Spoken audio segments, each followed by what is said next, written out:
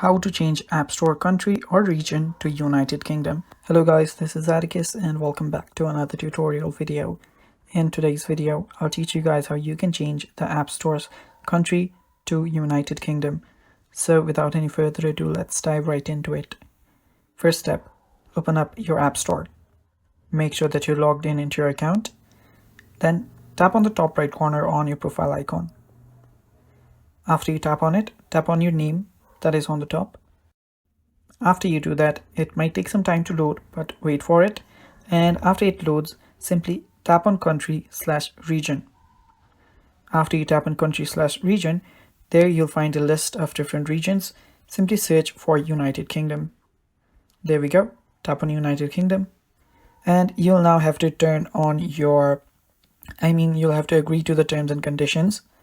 Tap on continue. Now tap on agree on the top right. And after that, you can add a payment method if you want. After that, tap on done and you're good to go. And that's how you change App Store country to United Kingdom. Thanks for watching. Stay tuned for more.